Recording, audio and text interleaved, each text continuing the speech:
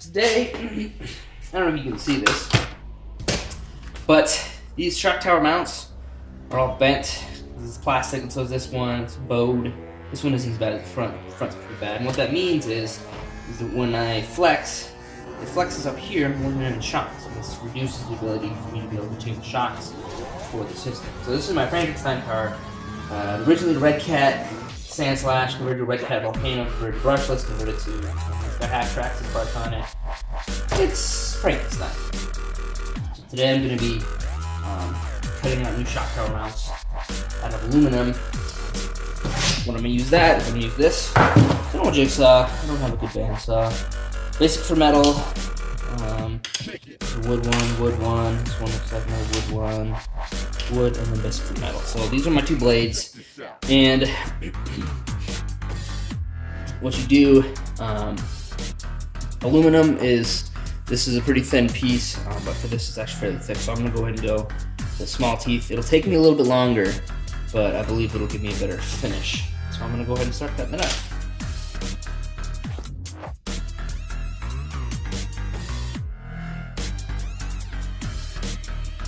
Drop it.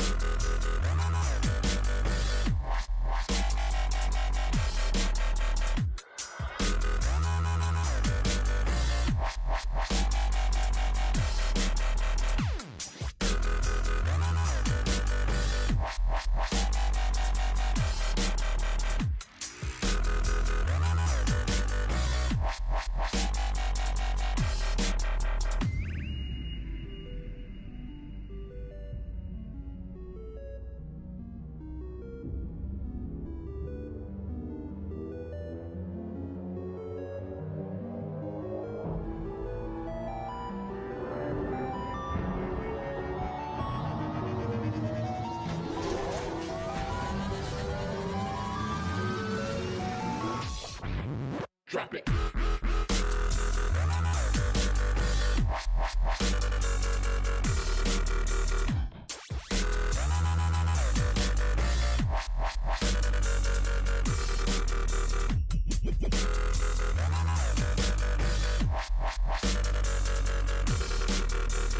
Kick it.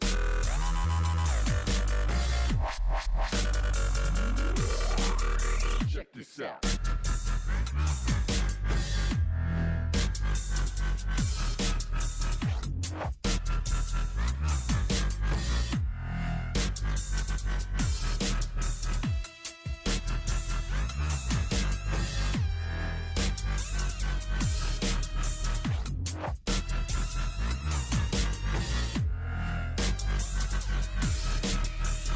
Drop it.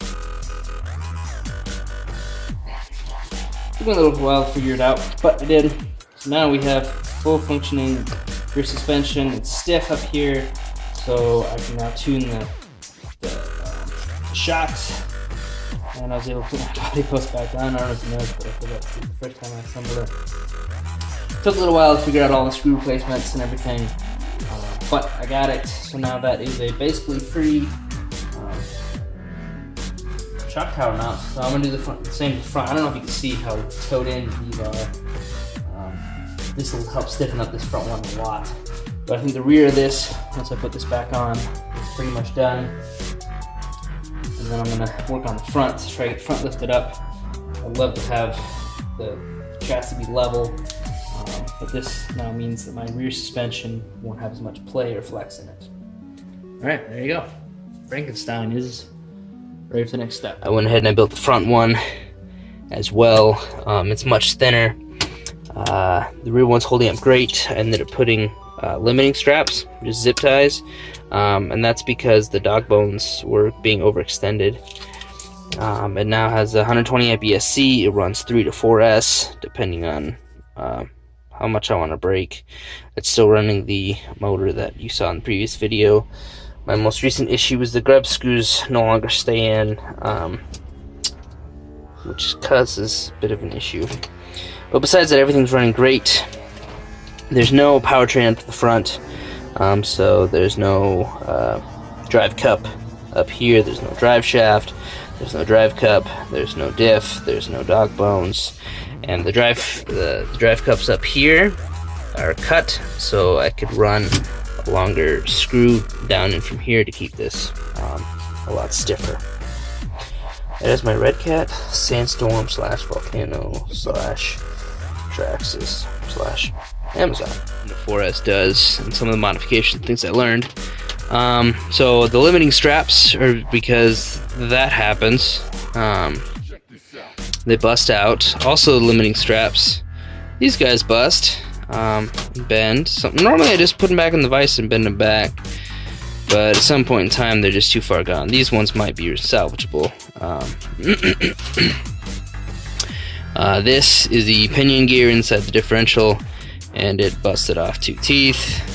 Too much backlash. This is the pinion gear from the motor to the spur, I guess, and yeah, it ripped off about 4 teeth. So that's what switching to 4S does if you are not careful.